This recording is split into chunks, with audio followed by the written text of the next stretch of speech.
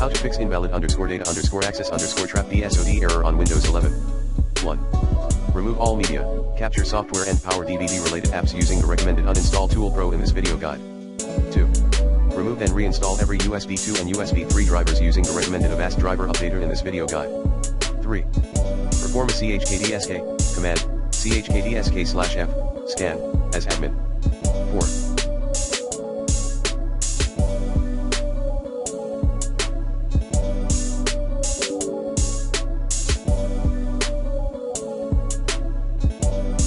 Google how to update your BIOS version. 5.